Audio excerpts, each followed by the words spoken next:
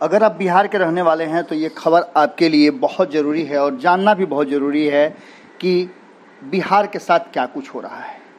नीतीश कुमार के सारे दावे और उनके वादे और इरादे सब एक्सपोज हो गए हैं और इसके साथ ही एक्सपोज होने के सबसे बड़ा दुख अगर किसी को झेलना पड़ा है तो वो हैं बिहार के लोग। बिहार के लोग हर वर्ष नीतीश कुमार के इन दावों के, खोखले दावों के हकीकत से वाकिफ रहने के बावजूद भी मजबूर हैं कि उनके पास कोई विकल्प नहीं है हर साल बर्बाद होने के। आपको बता दें कि बिहार में 6 महीने लोग बाढ़ से परेशान रहते हैं और 6 महीने सुखाड़ से परेशान रहते हैं और इन सब के बीच हर साल नीतीश कुमार दावा करते हैं कि इस बार वो लोगों को तबाह और बर्बाद नहीं होने देंगे। पर एक बार फिर से बाढ़ ने अपना कहर बरपाया है और शुरू हो गया है लोगों के पलायन का सिलसिला।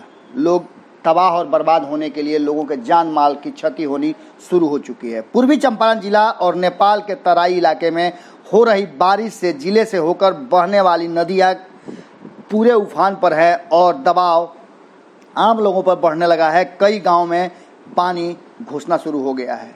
नदियों के तटबंध पर इतना दबाव बढ़ गया है कि जिसको लेकर के छौड़ा दानों और दुधौरा नदी का जो जमींदारी बांध है वो पूरी तरह से दबाव नहीं झेल पा रहा है और नरकटिया के गंज के पास बांध टूट गया है। इसके अलावा सुगौली प्रखंड के तिलावे नदी का तटबंध भी श्रीखंडी के पास टूट गया है और जिसको लेकर के किसानों की फसलें और किसान पूरी तरह से तबाह और बर्बाद हो गए हैं।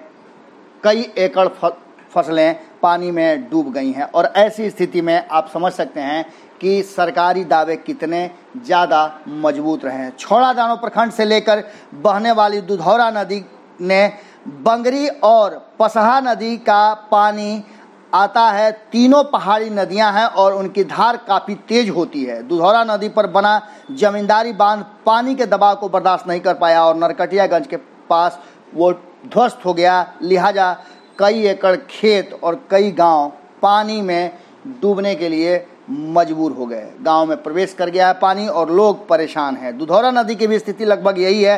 तटबंध टूटने से छौड़ा दानो प्रखंड के भतनहिया, नरकटिया, पुरैनिया और रामपुर जैसे इलाके जो हैं वो प्रभावित हो गए हैं और इन पंचायतों के कई गांव पूरी तरह से तबाह और बर्बाद होने की स्थिति में हैं। इन सब बातों को लेकर के स्थानीय जनता और जनप्रतिनिधि काफ़ी परेशान हैं और जमकर नीतीश कुमार और उनकी तैयारियों को लेकर के हंगामा कर रहे हैं, उन पर आरोप प्रत्यारोप लगा रहे हैं। वहीं आपको बता दें कि जल संसाधन मंत्री जो संजय कुमार झा हैं उनका भी दावा था कि वो इस बार किसी को भी बाढ़ में डूबने नहीं देंगे।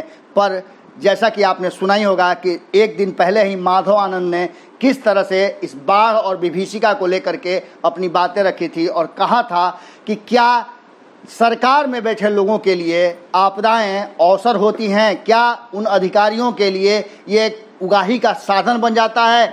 इतने दावे, इतनी तैयारियां और इतने पैसे खर्च करने के बाद भी हर साल ये लूट का धंधा बड़ी तेजी से चलता है। सरकार दावे करती है, अधिकारी दावे करते हैं, पर बाढ़ अपने ही कहर में आ जाती है और आप इस पर कुछ बोल भी नहीं सकते हैं क्योंकि इसका कोई बैरोमीटर नहीं, कोई पारामीटर नहीं है। और नीतीश कुमार चुपचाप ये भ्रष्टाचार और बिहार के लोगों को डुबाते और मृत्यु के काल के गाल में जाते हुए देखने के लिए विवश रहते हैं। सब कुछ अपनी नंगी आंखों से देखने के बाद भी नीतीश कुमार पिछले 15 साल से लगातार बिहार के लोगों के साथ, जबकि वो विभीषिका को देख चुके हैं, उसके बावजूद भी अगर कुछ नहीं कर पाते हैं तो आप समझ सकते हैं कि कितने असहाय हैं नीतीश कुमार अपने अधिकारी और अपने मंत्रियों को लेकर के। खैर, इन सब बातों की बात तो अलग है, पर बाढ़ ने जिस तरह से कहर बरपाया है इसे देख करके ऐसा लगता है कि कहीं ना कहीं अब इन सब समस्याओं का स्थायी निदान बहुत ज़रूरी है, वरना ऐसे ही लोग बर्बाद होते रहेंगे और बिहार कभी भी समृद्ध और अपने पैरों पर खड़ा होने की स्थिति में नहीं आएगा। इन सब समस्याओं का निदान बहुत ज़रूरी है। देखना होगा कि अब विभीषिका जो है इस साल कितने हद तक लोगों को तबाह और बर्बाद करती है और सरकारी दावे कैसे खोखले साबित होते हैं। जुड़े रहें भारत लाइव के साथ, खबरों का सिलसिला लगातार जारी है। नमस्कार। बढ़ाएं अपना कदम सक्सेस की ओर शिखर करियर इंस्टीट्यूट के साथ। शिखर करियर इंस्टीट्यूट पूर्वी भारत में एकमात्र कोचिंग संस्थान जो एक्सक्लूसिवली है मेडिकल एंट्रेंस एग्जाम के लिए।